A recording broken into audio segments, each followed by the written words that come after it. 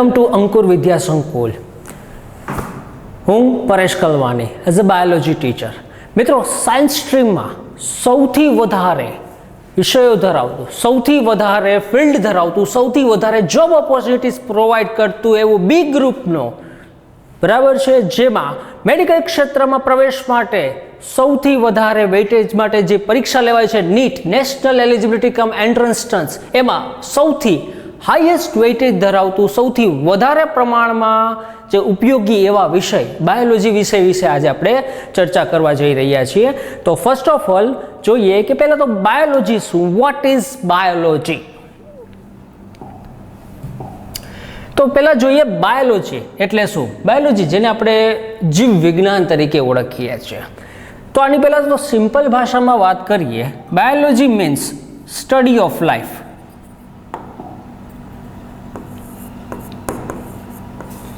Study of life, બરાબર, એટલે કે જીવોનો અભ્યાસ. શું મતલબ થાય? જીવનો અભ્યાસ.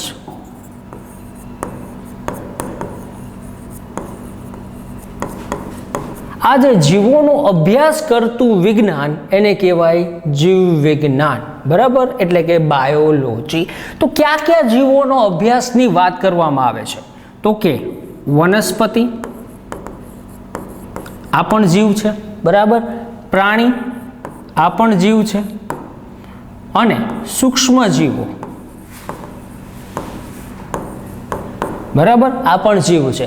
તો આવા, બરાબર છે, તો આવા જે વાત કરીએ માઇક્રોબ્સ, બરાબર, પ્લાન્ટ્સ, એનિમલ્સ એન્ડ માઇક્રોબ્સ, એનો એવા જીવોનો અભ્યાસ કરતું વિજ્ઞાન એને કહેવાય જીવ વિજ્ઞાન, બરાબર છે. તો હવે આ વાત કરીએ કે બાયોલોજી છે, બરાબર,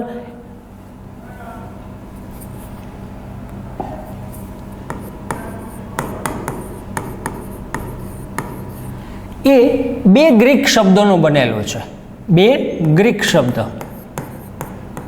ક્યાં બે ગ્રીક શબ્દની વાત કરીએ તો પહેલા તો બાયોસ એન્ડ લોગસ. આ બે ગ્રીક શબ્દનો બનેલો છે. બાયોસ મીન્સ લાઈફ, એટલે કે જીવ, બરાબર, એન્ડ લોગસ મીન્સ ટુ સ્ટડી,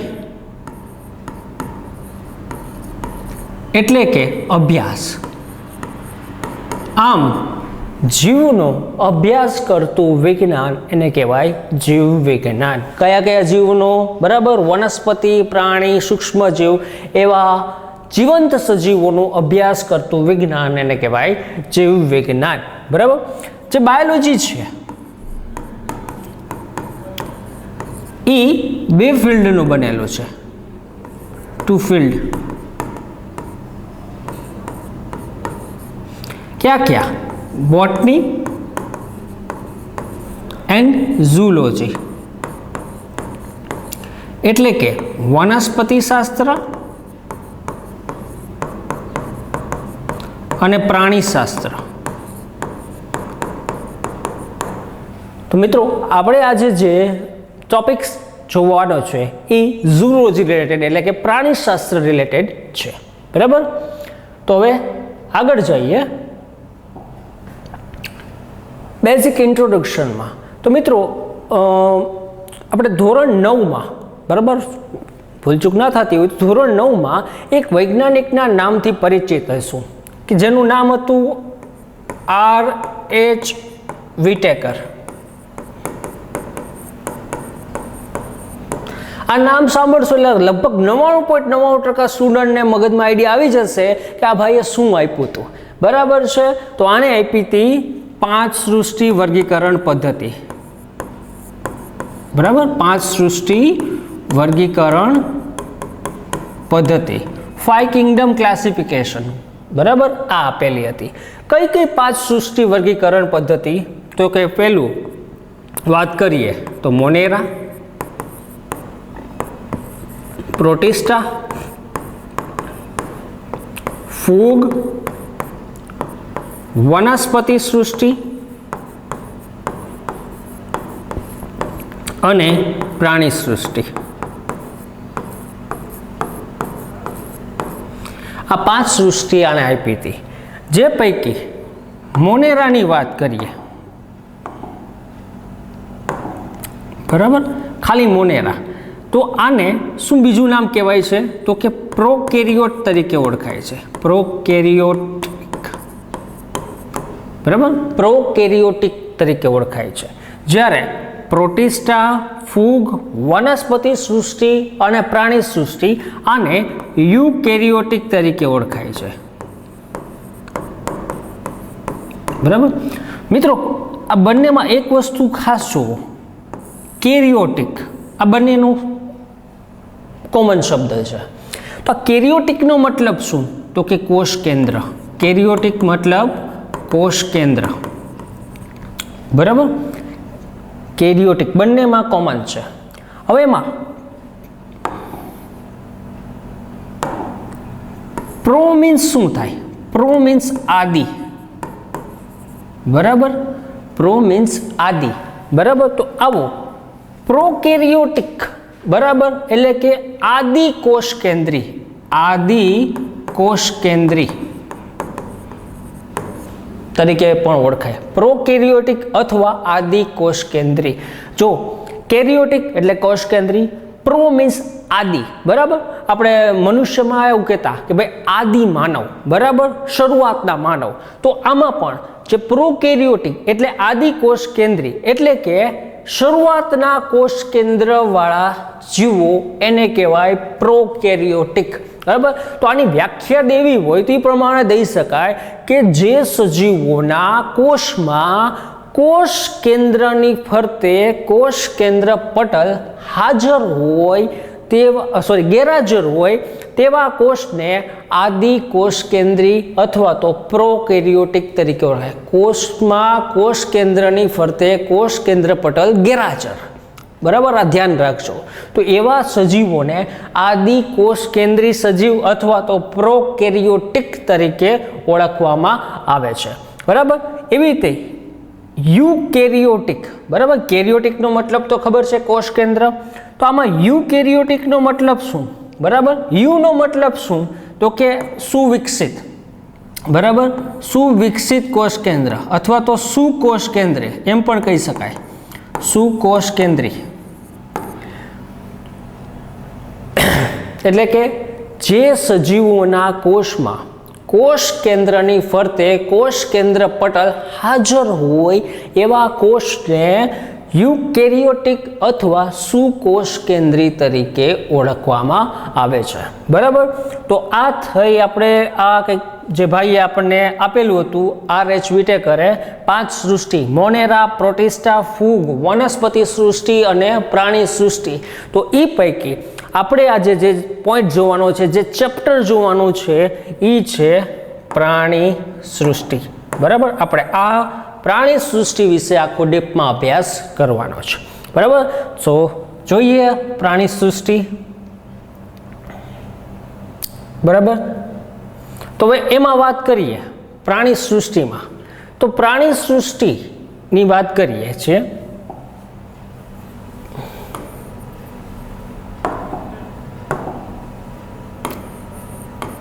પ્રાણી સૃષ્ટિ આપણું ચેપ્ટર છે, બરાબર છે, જે ચેપ્ટર 4 ધોરણ 11માં ચેપ્ટર 4 પ્રાણી સૃષ્ટિ એનિમલ કિંગડમ તરીકે ઓળખાય છે, બરાબર. મિત્રો, આપણને આ ચેપ્ટર અગાઉના ધોરણમાં પણ આવી ગયું છે, બેઠું જ હતું, બરાબર.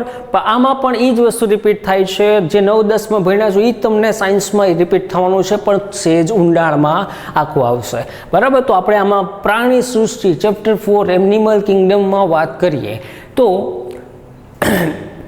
જેમાં જોઈએ કે ભાઈ આપણે પ્રાણી સૃષ્ટિની વાત કરીએ એની પહેલાં તમને થોડુંક વાત કીધું કે મિત્રો, પૃથ્વી ઉપર આપણે જોવા જઈએ તો 50 લાખથી 5 કરોડ જેટલી જાતિઓ હોવાનો અંદાજ છે. ખાસ જો કહું છું, 50 લાખથી 5 કરોડ જેટલી જાતિઓ હોવાનો અંદાજ છે, બરાબર. જેમાંથી માત્ર 17થી 18 લાખ જેટલી જાતિઓ છે, 17થી 18 લાખ જાતિઓ છે એ હજી ઓળખાય છે, આનો અંદાજ છે, બરાબર, આટલી હોવાનો. અને એમાંથી માત્ર ઓળખાણી કેટલી છે તો કે 17 થી 18 લાખ જેટલી જાતિઓ જ ઓળખાય છે, બાકીની હજી ઓળખવાની બાકી છે. તો આવી વણ ઓળખાયેલી જે જાતો છે એના માટે વર્ગીકરણનો અભ્યાસ જરૂરી છે. આ જે વણ ઓળખાયેલી જાતો જેની હજી ઓળખ નથી થઈ એના માટે શેનો અભ્યાસ જરૂરી છે? વર્ગીકરણનો અભ્યાસ જરૂરી છે.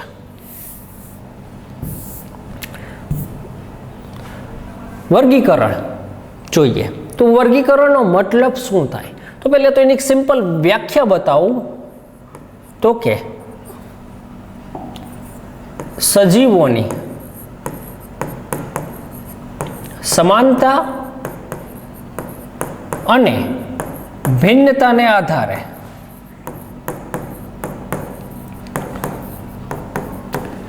તેને એક જ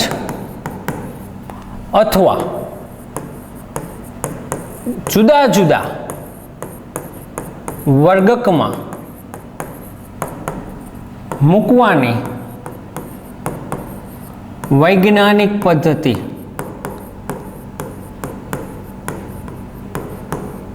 ને વર્ગીકરણ તરીકે ઓળખાય છે.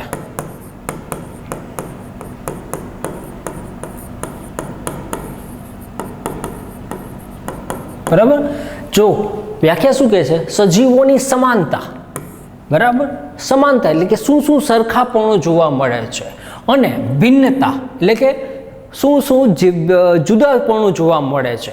તો જે સરખાપણું જોવા મળે છે, સરખા લક્ષણો જોવા મળે છે, બરાબર છે, કે ભાઈ આ લક્ષણો બધાને સરખા છે તો એને એક કેટેગરીમાં, તો તેને એક જ, અને જે જુદા જુદા જોવા મળે છે લક્ષણો તો એને અલગ અલગ કેટેગરીમાં મૂકવાની વૈજ્ઞાનિક પદ્ધતિ છે એને કહેવાય વર્ગીકરણ. સજીવોની સમાનતા અને ભિન્નતાને આધારે તેને એક જ અથવા જુદા જુદા વર્ગમાં મૂકવાની વૈજ્ઞાનિક પદ્ધતિને શું કહેવાય છે? વર્ગીકરણ તરીકે ઓળખાય છે. તો આ જે વર્ગીકરણ છે, બરાબર, વર્ગીકરણ શબ્દ કોણે આપ્યો હતો? બરાબર છે, અને વર્ગીકરણનો અભ્યાસ કોણે કર્યો હતો? અને આ જે જુદા જુદા સજીવોને જુદા જુદા વર્ગકમાં મૂકવાની જે છે અલગ અલગ કેટેગરીમાં, એવું કોણે કર્યું હતું? તો કે એ વર્ગીકરણ કર્યું હતું કેરોલસ લિનિયસ ભાઈએ. કોણે? Carolus Linnaeus.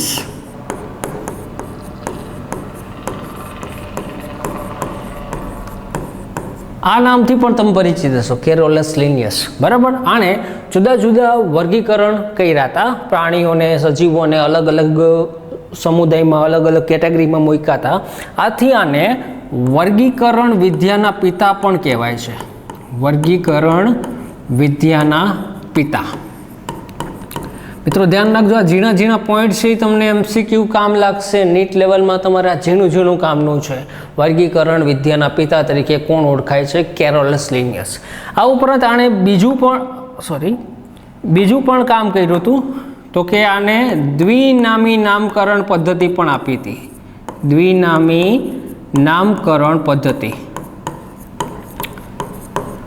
આ દ્વિનામી નામ શું થાય? દ્વિ મીન્સ બે, બરાબર, નામ બે નામ. આપણને ખબર છે કે ભાઈ દરેક સજીવ છે એનું વૈજ્ઞાનિક નામ છે, બરાબર. વિશ્વ સ્તરે એક ચોક્કસ નામ બોલવામાં આવે છે, બરાબર, જે બે શબ્દનું બનેલું હોય છે. એક એક્ઝામ્પલ કહું, બરાબર, કે ભાઈ મનુષ્ય, તો આનું વૈજ્ઞાનિક નામ શું થાય? હોમો સેપિયન્સ. હોમો સેપિયન્સ. જો હોમો અને સેપિયન્સ બે શબ્દ થયા. ગુલાબ ઉદાહરણ દઉં, રોઝા ઇન્ડિકા બે શબ્દ થયા. મહુડો, મધુકા ઇન્ડિકા બે શબ્દ થયા. બારમાસી, કેથેરેન્ટસ રોઝિયસ. કેથેરેન્ટસ રોઝિયસ બે શબ્દ થયા, બરાબર. એ રીતે હજી પ્રાણીમાં ઉદાહરણ લઈએ. માની લો વંદો, પેરીપ્લેનેટા અમેરિકાના બરાબર, બે શબ્દ થયા. અળસિયું, ફેરીથીમા, પોસ્થ્યુમા,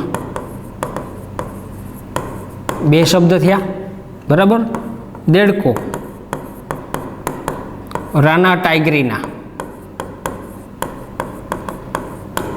બે શબ્દ થયા. તો આમ દરેક સજીવ, દરેક હોય, પછી વનસ્પતિ હોય, પ્રાણી હોય કે ભાઈ સૂક્ષ્મજીવ હોય, દરેક સજીવનું વૈજ્ઞાનિક નામ વિશ્વ સ્તરે કોમન આપવામાં આવ્યું છે. બરાબર, તો આવો જે વૈજ્ઞાનિક નામ એ બે શબ્દનો બનેલો છે. દરેક સજીવનું જે વૈજ્ઞાનિક નામ આપવાની જે પદ્ધતિ છે એને દ્વિનામી નામકરણ પદ્ધતિ તરીકે ઓળખાય. અને આ દ્વિનામી નામકરણ પદ્ધતિ કોણે આપી? કેરોલસ લિનિયસ નામના વૈજ્ઞાનિકે. બરાબર, તો આ વર્ગીકરણની વ્યાખ્યા શું કે છે, વર્ગીકરણનો કોણે આપ્યું હતું, વર્ગીકરણનો અભ્યાસ કોણે કર્યો હતું, બીજું શું આપ્યું હતું, આ વસ્તુ જોઈએ. બરાબર, હવે જોઈએ કે ભાઈ વર્ગીકરણ છે એ કર્યું છે તો કયા કયા બેઝિસ ઉપર કર્યું છે, કયા કયા પોઈન્ટને ધ્યાનમાં. આપણે કહીએ કે ભાઈ સજીવોની સમાનતા અને ભિન્નતાના આધારે અલગ અલગ કેટેગરીમાં ડિવાઈડ કર્યું. તો એટલે કઈ કઈ સમાનતા જોઈ, એવી સમાનતાઓમાં અથવા તો અલગતામાં કયા કયા પોઈન્ટ્સ જોયા હતા. બરાબર, એ કયા કયા આધારે, કયા પોઈન્ટને આધારે એને વર્ગીકૃત કર્યો છે. તો વર્ગીકરણનો આધાર કઈ બાબતોને આધારે કરવામાં આવ્યું છે? તો એમાં પહેલું જોઈએ વસવાટ. બરાબર છે, શરીર રચના, પાચન માર્ગ, આયોજન સ્તર, પરિવહન તંત્ર, સમમિતિ, ગર્ભસ્તરીય આયોજન, ખંડતા, દેહકોષ્ઠ અને મેરુદંડ. આવા બધા ક્રાઇટેરિયાઓને ધ્યાનમાં લઈ અને સજીવોનું વર્ગીકરણ કર્યું છે. વસવાટ, કેવા પ્રકારના વસવાટમાં રહે છે. શરીર રચના, કેવા પ્રકારની શરીર રચના ધરાવે છે. પાચન માર્ગ, કેવો પાચન માર્ગ ધરાવે છે કે નથી ધરાવતો, છે તો કેવો છે. આયોજન સ્તર, કેવા પ્રકારનું આયોજન સ્તર ધરાવે છે. પરિવહન તંત્ર, અને બીજું નામ રુધિરાભિસરણ તંત્ર પણ કહેવાય છે. રુધિરાભિસરણ તંત્ર, બરાબર, સર્ક્યુલેટરી સિસ્ટમ. આ પણ કેવો છે? બરાબર છે. સમમિતિ, એ પણ કેવા પ્રકારની સમમિતિ ધરાવે છે. ગર્ભસ્તરીય આયોજન, કેવા પ્રકારનું ગર્ભસ્તરીય આયોજન ધરાવે છે. ખંડતા, કેવી ખંડતા ધરાવે છે કે નથી ધરાવતો. દેહકોષ્ઠ, બરાબર, આમાં થોડીક માઇનર મિસ્ટેક છે. બરાબર, કેવું ધરાવે છે. મેરુદંડ, છે કે નહીં, છે તો કેવો છે. તો આવા બધા ક્રાઇટેરિયાને જોઈ અને વર્ગીકરણનો અભ્યાસ કરવામાં આવ્યો છે. બરાબર, તો હવે જોઈએ વર્ગીકરણમાં પહેલો પોઈન્ટ વસવાટ.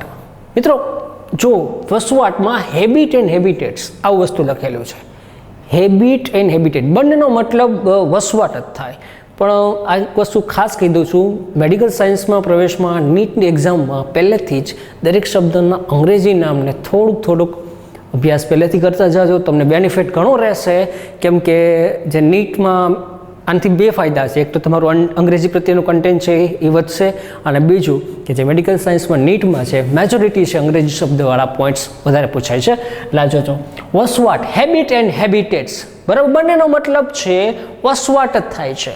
પણ બંનેમાં ડિફરન્સ શું છે ખાસ જોજો, બારીકાઈ જો ખાટલી જઈએ છીએ. વસવાટ, તો કે વસવાટમાંની વ્યાખ્યા કહીએ તો શું થાય? હવે બોલો કે વસવાટની વ્યાખ્યા છે, સાયન્સ છે, દરેક વસ્તુનું ક્લુ આપે છે, એનો બધી વસ્તુને વ્યવસ્થિત સમજાવે છે. તો વસવાટની વ્યાખ્યા કહીએ તો સજીવો જે વિસ્તારમાં રહે છે તેને તેનો વસવાટ કહે છે. સજીવો જે વિસ્તારમાં રહે છે તે વિસ્તારને તેનો વસવાટ તરીકે ઓળખવામાં આવે છે. બરાબર, હવે એમાં મેં કીધું હેબિટ એન્ડ હેબિટેટ્સ. પેલું હેબિટેટ્સની વાત કરીએ. હેબિટેટ્સનો મતલબ શું થાય? તો કે સજીવો કેવા વસવાટમાં રહે છે. જો વસવાટમાં પણ કેવા વસવાટમાં રહે છે એને કહેવાય છે હેબિટેટ્સ. કેવા? તો માં પહેલું જોઈએ, બરાબર, જલજ વસવાટ, ઇક્વેટિક હેબિટેટ્સ. તો હવે ઇક્વેટિક હેબિટેટ્સમાં વાત કરીએ તો એમાં પાછા પેટા પોઈન્ટ્સ પડે છે. પહેલું જોઈએ ખારા પાણીનો વસવાટ. ખારા પાણીનો વસવાટ, મરીન વોટર.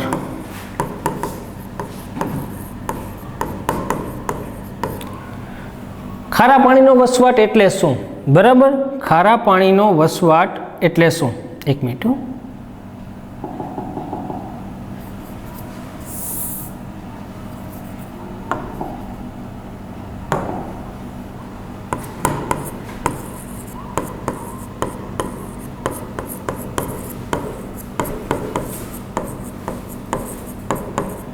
ખારા પાણીનો વસવાટ એટલે કે મરીન વોટર.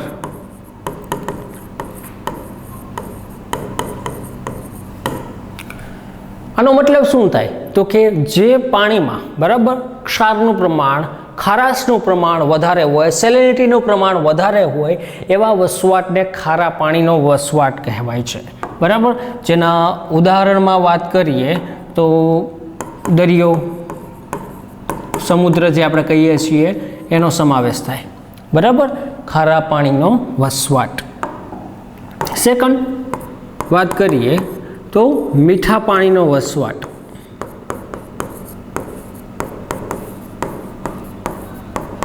એટલે કે ફ્રેશ વોટર.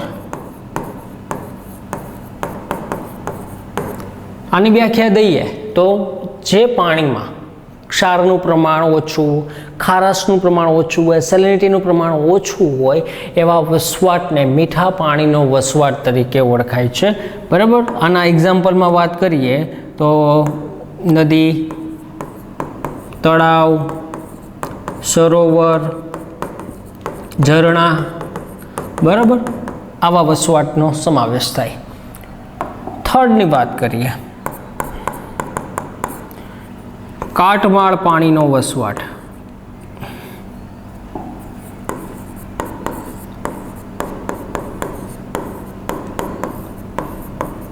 આનો મતલબ શું? પહેલાં તો આને બીજું નામ કહેવાય છે બ્રેકિશ વોટર. બ્રેકિશ વોટર.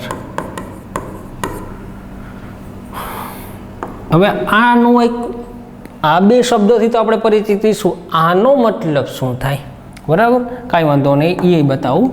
હવે માની લો આ દરિયો છે. બરાબર.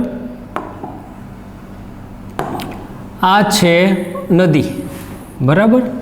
પણ નદી અને દરિયો બંને કોઈક જગ્યાએ મિક્સ થાય. નદીનું પાણી કોઈક જગ્યાએ મિશ્ર થતું હોય ને દરિયામાં ભળે છે. તો આ જે વિસ્તાર કે જ્યાં દરિયો અને નદી બંને મિશ્ર બનાવે છે, મિશ્ર પાણીનો વસવાટ બનાવે છે. બરાબર. એટલે કે એવો વસવાટ કે જ્યાં ખારાશનું પ્રમાણ બહુ વધારે નથી, બહુ ઓછું નથી, ક્ષારનું પ્રમાણ ભાઈ વધારે નથી, બહુ ઓછું નથી, આવો મધ્યસ્થ પાણીવાળો વસવાટ એને કહેવાય કાટમાળ પાણીનો વસવાટ. બરાબર. આનું બીજું નામ વેલાદમુખી પણ કહેવાય છે. વેલાદમુખી પ્રદેશ. બરાબર. તો આવા વસવાટમાં પણ સજીવો જોવા મળે છે. બરાબર. ખારા પાણીમાં જોવા મળે, ઘણા મીઠા પાણીમાં જોવા મળે છે, ઘણા કાટમાળ પાણીમાં પણ જોવા મળે છે. તો આવા અલગ અલગ પાણીમાં વસવાટ જોવા મળે. પાણીમાં છે તો આજે પાણીમાં જ વાત કરીએ તેમાં કેવા પ્રકારના સજીવો જોવા મળશે. તેમાં પહેલું વાત કરીએ ઝૂ પ્લેન્કટોન. ફર્સ્ટ ઓફ ઓલ પ્લેન્કટોન આ શબ્દનો મતલબ જોઈએ. પ્લેન્કટોનનો મતલબ થાય પ્લવકો. શું થાય? પ્લવકો. એટલે કે નાના કદના સૂક્ષ્મ જીવો. દરિયામાં, મીઠા પાણીમાં, ટૂંકમાં ગમે પાણીમાં છે નાના કદના સૂક્ષ્મ જીવો હોય છે. આપણને ખબર છે કે ભાઈ દરેક સજીવ ખોરાક માટે એકબીજા ઉપર નિર્ભર હોય છે. જેમાં વાત કરીએ કે ભાઈ નાની માછલી મોટી માછલી છે, નાની માછલીનું છે ભક્ષણ, મોટી માછલી કરે, મોટી માછલી એનાથી મોટી માછલી કરે. બરાબર. મોટી માછલી એનાથી મોટી માછલી કરે. તો એ જે નાની માછલી જે આપણે પહેલાં કીધી, તો એ નાની માછલી કોનું ભક્ષણ કરશે? તો એ નાના કદના સૂક્ષ્મ પ્રાણી જે છે, સૂક્ષ્મ જીવો છે એનું ભક્ષણ કરે છે. જે બરાબર જે પ્રાણી જેવી પ્રકૃતિ ધરાવે છે એને પ્લવકો તરીકે ઓળખાય છે. પ્રાણી જેવી પ્રકૃતિ ધરાવનારા. બરાબર. તો ઝૂ પ્લેન્કટોન, તો આનો મતલબ થાય નિષ્ક્રિય રીતે તરતા. નિષ્ક્રિય રીતે તરતા પ્રાણી પ્લવકો એને કહેવાય ઝૂ પ્લેન્કટોન. પ્રાણી પ્લવકો. ઝૂ એટલે પ્રાણી, પ્લેન્કટોન એટલે પ્લવકો. બરાબર. પ્રાણી જેવી પ્રકૃતિ ધરાવતા પાણીમાં જોવા મળતા નાના કદના સૂક્ષ્મ જીવ જેનું ભક્ષણ નાની માછલીઓ કરે છે. ફાઇટોપ્લેન્કટોન. આમાંય જો પ્લેન્કટોન છે કોમન, પણ આગળ એવું ફાઇટો. બરાબર. ફાઇટો મીન્સ શું? તો કે વનસ્પતિ જેવી પ્રકૃતિ ધરાવનારા. વનસ્પતિ જેવી એટલે કઈ રીતે? તો કે વનસ્પતિ જેમ હરિતકણ ધરાવે છે, હરિતદ્રવ્ય ધરાવે છે, જેના કારણે એ પોતાનો ખોરાક જાતે બનાવી શકે છે. બરાબર. તો આવી બરાબર છે, જે પ્રકૃતિ વનસ્પતિ ધરાવે છે એવી જ પ્રકૃતિ ધરાવનારા જે આવા સૂક્ષ્મજીવો કે જે હરિદ્રવ્ય ધરાવે છે, પોતાનો ખોરાક જાતે બનાવે છે પ્રકાશ સંશ્લેષણની ક્રિયા કરી, બરાબર. તો આવા પ્રકારના સૂક્ષ્મજીવો એને કહેવાય ફાઇટોપ્લેન્ક્ટોન્સ, બરાબર. તો આમાં નામ કહીએ તો આને વ્યાખ્યામાં નિષ્ક્રિય રીતે તરતા વનસ્પતિ પ્લવકો આને કહેવાય છે ફાઇટોપ્લેન્ક્ટોન્સ. રેડી? નેક્ટોન્સનો મતલબ શું? તો કે સક્રિય રીતે તરતા પ્રાણીઓ, સક્રિય રીતે તરતા પ્રાણીઓ, સક્રિય રીતે સ્પીડમાં તરતા, બરાબર. પાણીમાં એકદમ સ્પીડમાં કોણ વહન પામતી હોય, બરાબર? કોઈ માછલીઓને અલગ અલગ પ્રાણીઓ. તો સ્પીડમાં કોણ થાય? તો કે આના ઉદાહરણમાં વાત કરીએ તો એમાં આવશે વેલ માછલી, શાર્ક માછલી, બરાબર, ડોલ્ફિન, બરાબર. એ બધી સક્રિય રીતે તરતા પ્રાણીઓ છે જે પાણીમાં જોવા મળે છે, એને કહેવાય છે નેક્ટોન્સ, બરાબર. નેક્ટોન્સ એટલે પાણીમાં સ્પીડલી સક્રિય રીતે તરતા હોય એવા પ્રાણીઓને નેક્ટોન્સ તરીકે ઓળખાય. બેન્થિક, હવે આપણે ખબર છે કે ભાઈ પાણી હોય, બરાબર, તો એમાં અલગ અલગ સપાટી હોય. આ ઉપલી સપાટી, વચ્ચેની સપાટી, તળિયાની સપાટી, બરાબર. તો ઘણા પ્રાણી હોય એ તળિયે વસવાટ કરતા હોય અહીંયા, બરાબર, તળિયે. ઘણા એવા હોય કે ખાલી સપાટી ઉપર વસવાટ કરતા હોય, ઉપર, બરાબર. અને ઘણા એવા હોય કે જે વચ્ચે વચ્ચે વસવાટ કરતા હોય, બરાબર. અને ઘણા એવા આખામાં ફરતા હોય. પણ અમુકની ચોક્કસ પ્રકૃતિ, અમુક છે માત્ર તળિયે હોય, બરાબર છે, અમુક છે ખાલી સપાટી ઉપર તરતા હોય છે, અને અમુક આખામાં ગમે આ ફરતા હોય. તો આપણે જે પોઈન્ટની વાત કરવી છે, બરાબર, કે બેન્થિકનો મતલબ શું? કે જે પાણીમાં તળિયે વસવાટ કરતા જે સજીવો હોય એને બેન્થિક તરીકે ઓળખાય છે. તળિયે જ ખાલી રહે, બરાબર છે. નદી હોય, તળાવ હોય, સરોવર હોય, દરિયો હોય, એમાં તળિયે વસવાટ કરતા સજીવો હોય એને બેન્થિક તરીકે ઓળખાય છે. એટલે કે પાણીમાં તળિયે વસવાટ કરતા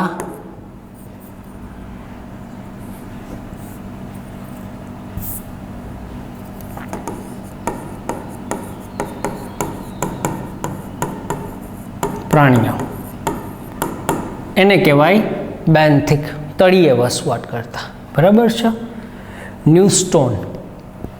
ન્યૂસ્ટોનનો મતલબ શું? તો કે સપાટી ઉપર, બરાબર છે, સપાટી, પાણીમાં સપાટી ઉપર તરતા હોય એવા, બરાબર.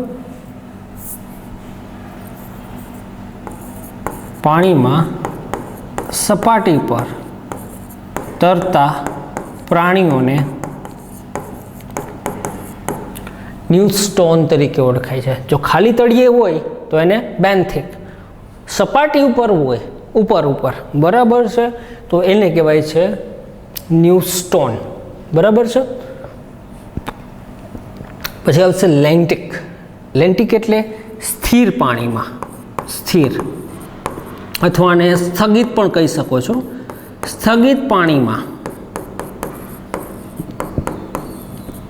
જોવા મળતા પ્રાણીઓ,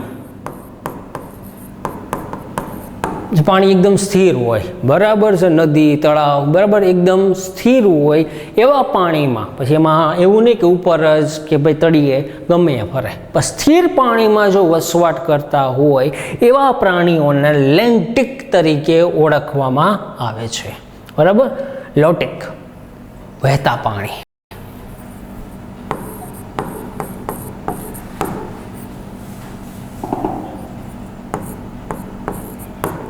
વહેતા પાણીમાં જોવા મળતા પ્રાણીઓ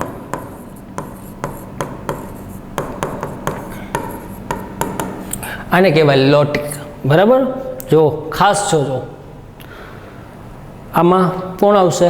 ઝરણા, બરાબર, અથવા તો જે અમુક ધોધ હોય, બરાબર, એમાં ધોધ પડતા હોય, સ્પીડમાં પડતા હોય, વહેતા હોય, તો એવા વહેતા પાણીમાં જોવા મળતા પ્રાણીઓ એને કહેવાય લોટિક. ખાસ એકવાર પાછું નજર કરી દઈએ. ઝૂપ્લેન્ક્ટોન નિષ્ક્રિય રીતે તરતા પ્રાણી પ્લવકો, ફાઇટોપ્લેન્ક્ટોન નિષ્ક્રિય રીતે તરતા વનસ્પતિ પ્લવકો, નેક્ટોન સક્રિય રીતે તરતા પ્રાણીઓ સ્પીડમાં, જે તમને કીધું બરાબર, વેલ, શાર્ક, ડોલ્ફિન એવું બધું. બેન્થિક પાણીમાં તળિયે વસવાટ કરતા હોય એવા, પછી એવું નહીં કે પાણીમાં મીઠું કે ખારું પાણી ગમે બરાબર, તળિયે વસવાટ કરતા હોય એને બેન્થિક કહેવાય. ન્યૂસ્ટોન સપાટી ઉપર જોવા મળતા પ્રાણીઓ, સપાટી ઉપર, એમાંય પણ ચોખવટ નહીં કે ભાઈ કેની સપાટી, દરિયાની, મીઠા પાણીની, ખારા પાણીની, કાંઈ નહીં, ગમેલી હોય, સપાટી ઉપર હોય એને કહેવાય ન્યૂસ્ટોન. લેન્ટિક સ્થિર પાણી, સ્થગિત પાણી હોય બરાબર, એવા જોવા મળતા પ્રાણીઓ. લોટિક વહેતા પાણીમાં જોવા મળતા પ્રાણીઓ બરાબર, એને કહેવાય લોટિક. રેડી?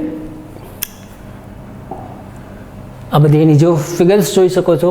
ઝૂપ્લેન્ક્ટોન્સ આવા પ્રકારના હોય છે બરાબર. આ જે છે ફાઇટોપ્લેન્ક્ટોન્સ બરાબર. નેક્ટોન્સ શાર્ક માછલી. બેન્થિક બરાબર, તળિયે વસવાટ કરતા હોય. ન્યૂસ્ટોન આ શું છે? ન્યૂસ્ટોનમાં આ છે ડિમ્બ, લાર્વા. આ શું છે? લાર્વા અથવા તો આને બીજું નામ ડિમ્બ પણ કહેવાય છે. હવે કોના ડિમ્બ અથવા તો લાર્વા છે? તો કે મચ્છરના. હવે આવું થાય કે મચ્છર આવું ક્યાં હોય? મચ્છર જ્યારે છે એના ઈંડા એ જનરલી ક્યાં હોય? બંધિયાર પાણી હોય, બંધિયાર એકદમ ઘણા સમય સુધી એકદમ પડ્યું હોય બરાબર છે, ઘણા સમયથી પાણી સાચવેલું પડ્યું હોય, તો એમાં પાણીમાં આપણે જોઈએ છીએ આવી કંઈક સર્પાકારે તરતા દેખાતા હોય આપણને, એમ કે માછલી કે સાપના બચ્ચા છે બરાબર છે. એ ખરેખર બીજું કંઈ નથી, એ શું છે? મચ્છરના બચ્ચા બરાબર. તો આવા ડિમ્બ હોય છે જે સપાટી ઉપર તરતા હોય છે બરાબર. મચ્છરના જે બચ્ચા જે છે એને કહેવાય છે એના લાર્વા અથવા તો ડિમ્બ, જે સપાટી ઉપર તરતા હોય છે બરાબર છે, આવા શેપમાં હોય છે. ન્યૂસ્ટોન બરાબર. પછી લેન્ટિક સ્થગિત પાણીમાં, નદી, તળાવ. લોટિક જો ધોધમાં પડતા હોય એવા. તો આવા પ્રકારની ઇમેજીસ જોઈ શકાય છે. હવે સ્થળજ વસવાટ, ટેરેસ્ટ્રીયલ હેબિટેટ્સ બરાબર. પેલું આખું જલજ વસવાટ આપણે કમ્પ્લીટ કર્યું. હવે આવે છે સ્થળજ વસવાટ. સ્થળજ વસવાટની વાત કરીએ તો એમાં જમીન પરનો વસવાટ કહી શકીએ. જમીન ઉપર પણ કોનો? જંગલોમાં અમુક વસવાટ કરતા હોય, અમુક છે રણમાં વસવાટ કરતા હોય, અમુક વાત છે તો વૃક્ષ ઉપર વસવાટ કરતા હોય બરાબર, અમુક છે દરમાં વસવાટ કરતા હોય. આ બધા શું છે? સ્થળ ઉપર બરાબર, જમીન ઉપરના વસવાટો છે. જંગલોમાં, રણમાં, વૃક્ષો ઉપર, આવા અલગ અલગ સ્થળોએ વસવાટ કરનારા હોય સ્થળજ વસવાટ, ટેરેસ્ટ્રીયલ હેબિટેટ્સ તરીકે ઓળખાય છે. હવે એમાં આર્બોરિયલ પહેલું પોઈન્ટ આવે છે. આર્બોરિયલને બીજું નામ વૃક્ષ વિચરણ પણ કહે છે. વૃક્ષ વિચરણ, આનો મતલબ શું થાય? તો કે એ વૃક્ષો ઉપર રહેનારા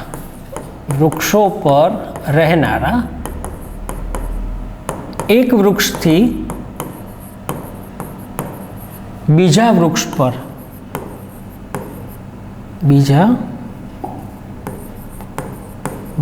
પર સ્થળાંતર કરનારા અથવા તો કૂદકા મારનારા આવા પ્રાણીઓને શું કહેવાય? આર્બોરિયલ. વૃક્ષ ઉપર રહે અને વૃક્ષોથી એક વૃક્ષથી બીજા વૃક્ષ ઉપર ઠેકાઠેક થતા હોય, કૂદકા મારતા હોય, સ્થળાંતર કરતા હોય, એવા પ્રાણીઓને આર્બોરિયલ તરીકે ઓળખાય છે અથવા તો વૃક્ષ વિચરણ તરીકે ઓળખાય છે. આના એક્ઝામ્પલમાં આપણે દેવું હોય તો શું દઈ શકીએ છીએ? વાંદરો બરાબર. ઘણા એ આવે છે, પણ એક એક્ઝામ્પલ દઉં છું. આ છે શું છે? આર્બોરિયલનું ઉદાહરણ બરાબર.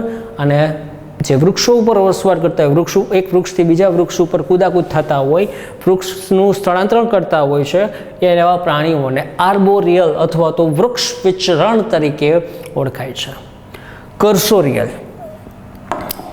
કર્સોરિયલનો મતલબ શું થાય બરાબર છે? તો કે સ્પીડમાં દોડનારા, ઝડપથી દોડનારા, સક્રિય રીતે દોડનારા, એકદમ સ્પીડમાં દોરનાર, બરાબર. તો સળજમાં સ્પીડમાં દોરનાર કોણ આવશે? બરાબર. તો આના ઉદાહરણમાં સિંહ, વાઘ, દીપડો, ચિત્તો, બરાબર, ઘણા બધા પ્રાણીઓ છે કે જે સ્પીડમાં દોડતા હોય, એને કર્સોરિયલ તરીકે ઓળખવામાં આવે છે. ફોસોરિયલ, બરાબર, તેનો મતલબ દરમાં રહેનારા.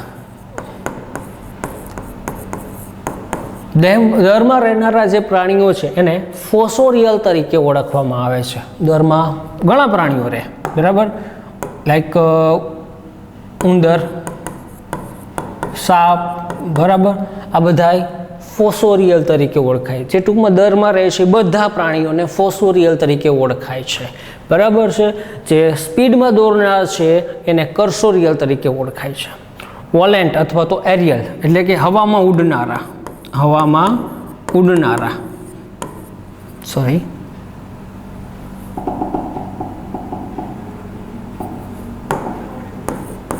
હવામાં ઉડનારા, બરાબર, જેમાં બધા પક્ષીઓનો સમાવેશ થાય. આને કહેવાય વોલેન્ટ અથવા તો એરિયલ તરીકે ઓળખવામાં આવે છે. સ્કેન્સોરિયલ, આનો મતલબ થાય દિવાલ ઉપર ચાલનાર.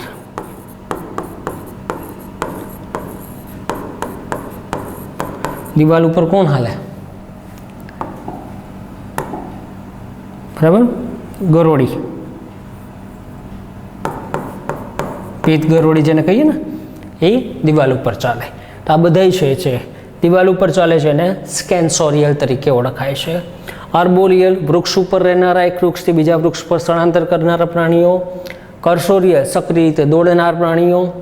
ફોસોરિયલ, દરમાં રહેનાર પ્રાણીઓ. વોલેન્ટ અથવા એરિયલ, હવામાં ઉડનારા પ્રાણીઓ છે, જેમાં પક્ષીઓ સમાવેશ થાય. સ્કેન્સોરિયલ, દિવાલ ઉપર ચાલનારા પ્રાણીઓ, બરાબર, ગરોળી. આ બધા એના એક્ઝામ્પલ્સ. વાંદરા કોનું ઉદાહરણ છે? બરાબર, ઘણા ઇમેજીસ આપણને પ્રશ્નમાં પૂછે ત્યારે ઇમેજીસ આપી દે કે અથવા તો એનું નામ આપી દે કે ભાઈ આ પ્રાણી છે એ કયા તરીકે ઓળખાય છે, બરાબર. કયો આવશે? આર્બોરિયલ તરીકે. વાઘ, સિંહ શેમાં આવશે? બરાબર છે, કર્સોરિયલ. ઉંદર અથવા સાપ શેમાં આવશે? ફોસોરિયલ. પક્ષીઓ શેમાં આવશે? એરિયલ, વોલેન્ટ. ગરોળી સ્કેન્સોરિયલ, બરાબર, પીત ગરોળી. આ બધાય આપણને જોવા મળે છે. અત્યાર સુધી આપણે શું જોઈ? હેબિટેટ. હવે જોઈએ હેબિટ. હેબિટ એટલે વસવાટ, પણ કેવી રીતે વસવાટ કરે છે. જો ઓલું કેવા વિસ્તારમાં વસવાટ કરે છે એને હેબિટેટ્સ કહેવાય. જ્યારે હેબિટ એટલે કેવી રીતે વસવાટ કરે છે, બરાબર, એ પૂછ્યું છે. તો પહેલું આવશે એકાંકી અથવા તો સોલિટરી, એટલે કે એકલા રહેનારા.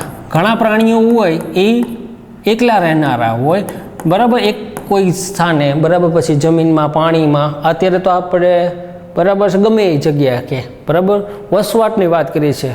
તો એમાં એકલા રહેના, પછી જમીન હોય, દર હોય, જંગલ હોય, વન હોય કે ગમે જગ્યાએ હોય, બરાબર, પાણીમાં. તો એમાં એકલા રહેનારા હોય, સિંગલ, બરાબર છે. તો એવા પ્રાણીઓને એકાંકી અથવા સોલિટરી તરીકે ઓળખવામાં આવે છે, બરાબર. પછી આવશે વસાહતી. વસાહતી એટલે કે સમૂહમાં રહેનારા. શું આવશે? સમૂહમાં રહેનારા પ્રાણીઓ, આને કહેવાય વસાહતી. વસાહતીમાં પાછા બે પ્રકાર પડે છે, કોલોનિયલ અને ગ્રેગેરિયસ. કોલોનિયલ તો આનો મતલબ શું થાય? તો કે આ પ્રાણીઓ છે સમૂહમાં રહેનારા, બરાબર, સમૂહમાં રહેનારા, બરાબર, અને એકબીજાને મદદ કરનારા, સાથે રહે અને એકબીજાને